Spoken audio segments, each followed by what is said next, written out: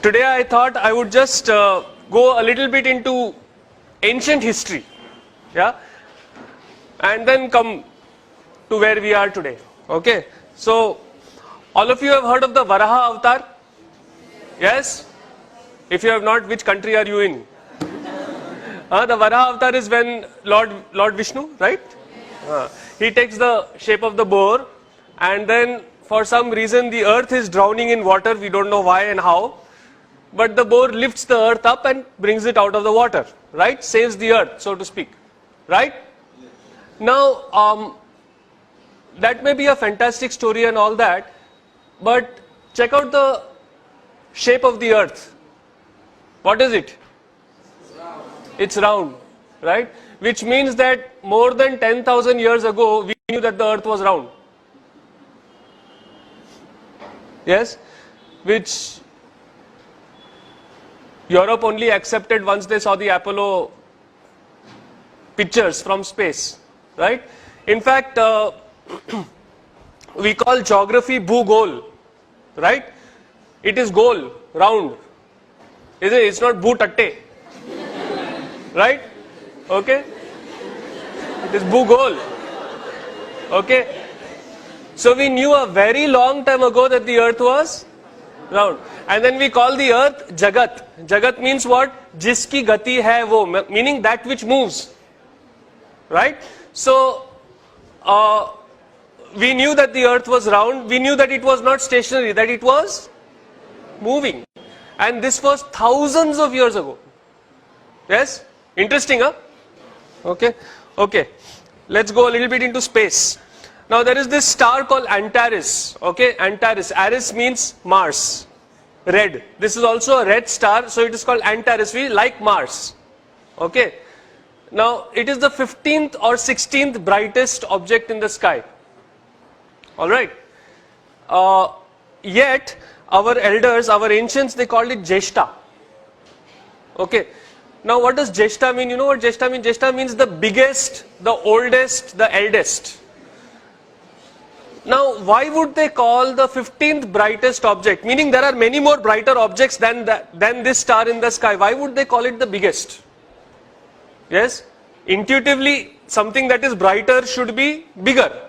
Yes or no? Right? But they called this one, the 15th brightest, they called it the biggest. Turns out they were right. It is 40,000 times bigger than our sun. In fact, it is one of the biggest objects known to man. Yes? Now, just imagine, you've got this group of people who have managed to name a star the biggest, and this was 5,000-7,000 years ago. Yeah? Which is just a point in the sky. Okay? Okay. Not done with stars yet. Heard about the Great Bear, the Big Bear constellation? Yes? Okay. So, we are interested in that star. Okay. It is actually not a star, it is two stars. Yeah. Now, this itself is a big deal. To figure out that that particular point of light in the sky is two stars. Okay. And it is called the Arundhati Vasishta. It's called Arundhati Vasishta. And in South India, there is a tradition where after marriage, yeah, the husband and wife are supposed to go out in the night and look at this particular star. Okay, now, funny tradition. Right? Okay. Now most twin star systems rotate like this, like one star is in the middle and the other star is going around it. This is definitely not the way a husband and wife should be. Isn't it? Right? But Arundhati Vasishta, this particular system moves like that.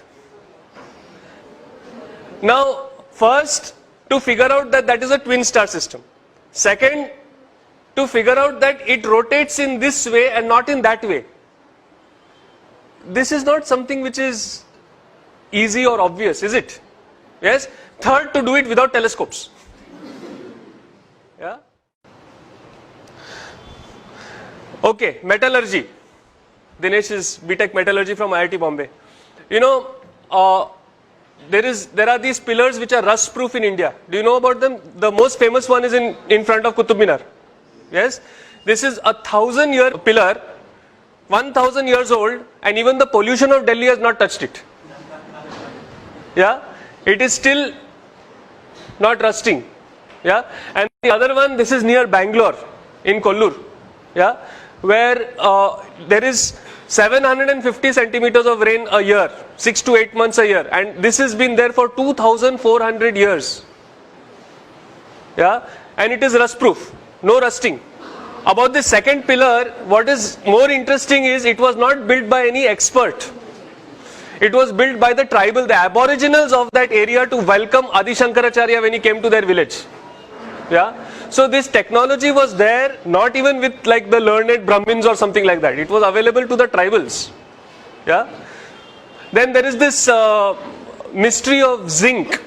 You know, India held the sole knowledge of how to remove zinc from zinc ore for 4,000 years.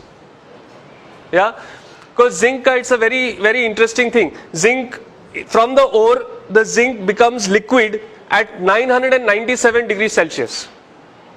But that same zinc then vaporizes and becomes gas at 1000 degrees Celsius. So it is only a 3-degree window that you have to pull that zinc out. And it is incredibly difficult. Yeah. You know what we did? It was very interesting. See, usually if you see a furnace, kya hota hai? There is the furnace and then something is coming out and being accumulated. Isn't it? This is the way most distillation is done. Yes or no? You've got the heat from the bottom and something comes out and it is collected. Now, when the heat was coming from the bottom, what would happen? The zinc would become liquid. It would go down or it would just evaporate and go out. Right? So what did these people do? They turned it upside down. They put the heat on the top and they put an ice bath below it, cold. So it would come down, then it would go in the cold, it would solidify and you would get the zinc. Yeah? For 4,000 years we kept this technique secret over here. Yeah? All the zinc in the world was made only by India. Nobody else could make it only. Yeah? Then one Chinese fellow stole it. Yeah? And then one British fellow stole it from the Chinese. There was this guy called William Champion who made the first zinc distillery in Great Britain in the year 1543. Before that, for 4,000 years, if you wanted zinc, you had to come to us. Now, this is a nice shloka in the praise of Lord Krishna. When you look at this shloka, do you think that there is anything special about it? It is like all other shlokas. Oh Krishna, you are great, you are this, you are that. Yes or no? Right? Only thing is, there is this thing, there is a protocol called the Katapayadi Sankhya. Okay. Took me a long time to learn to pronounce that. Yeah. So there is this Katapayadi Sankhya where they give particular alphabets, particular numbers.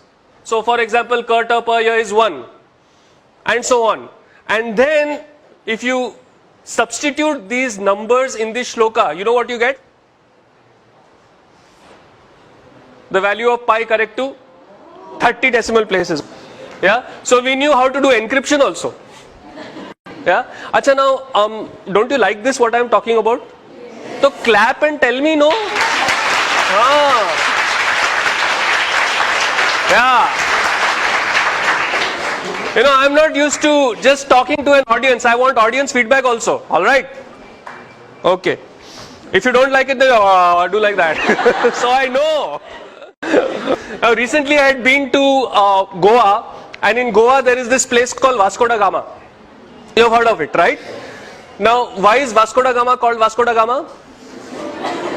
Because there was this fellow from Portugal who came and supposedly discovered India, right? Okay, let me tell you the true story. This story is in Vasco da Gama's own journal, which is there in Lisbon today. Okay. There were two guys who went searching for India. One of them was Christopher Columbus. The other was Vasco da Gama. Okay. Now Christopher Columbus, he went in the opposite direction. From Europe he went up. Okay. And he found America. Only he thought America was India. Okay. That is why the natives of Americans are called Indians. That's where the Indian name comes. Because he thought, mere ko India mil gaya.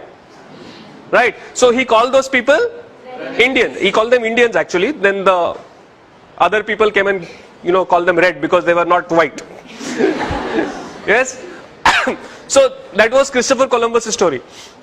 Vasco da Gama, he went in the opposite direction. If you know your geography, he came down from Africa, and he was too chicken to go out into the main sea. He would only sail keeping the coast in view.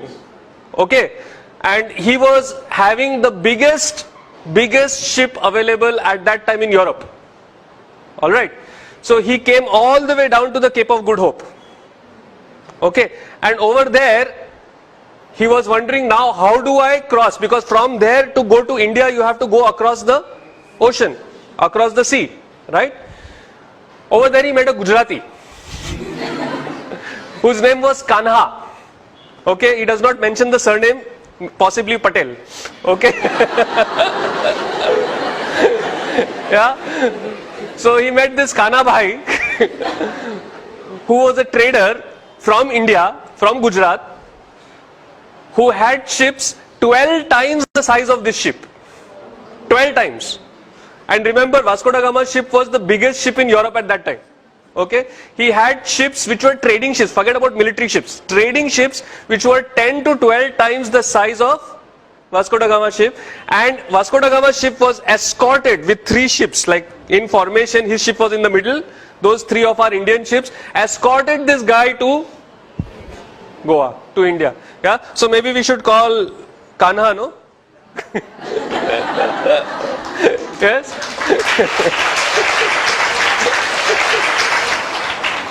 No, I mean, we could go on and on and on. The amount of history, the amount of knowledge that this country had was phenomenal.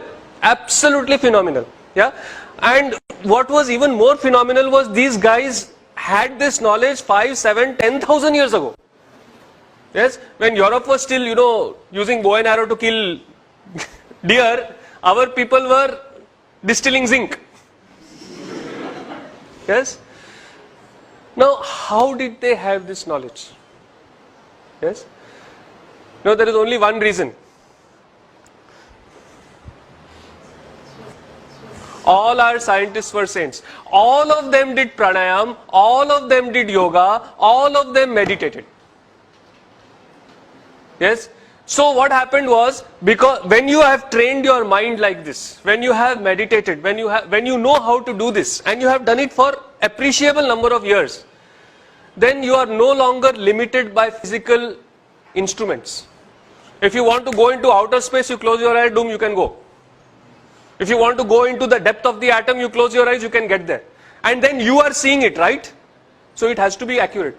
That is how Arundhati Vasishtha turns out to be a twin star system which rotates around each other. Yeah? Are you getting what I'm saying? Yes. Yes? That is how you can figure out how to make rust proof iron, which even till today we have not figured out. Yeah? So the basis of science is spirituality. Yeah?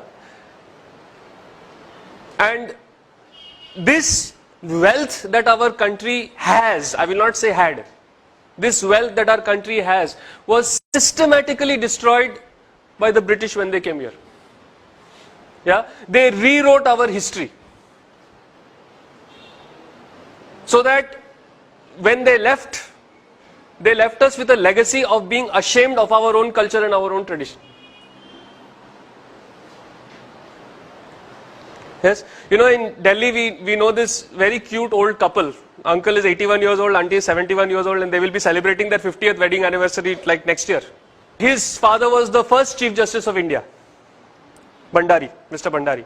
Yeah, so very well connected and all. So he went to all these British schools, and over there they would say, yoga is for freaks. You should do PT. But unfortunately, do you see that even today in schools you do PT, you do yoga? Yeah. So we have got independence, it's 60 years, but we are still thinking in those terms only. That is what the British wanted. Yeah. To break this country, they had to break the education system and break the traditions.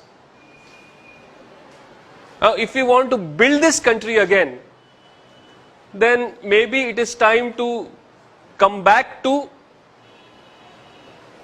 learning, studying yoga, meditation. Yes? Yes or no? Yes. Right?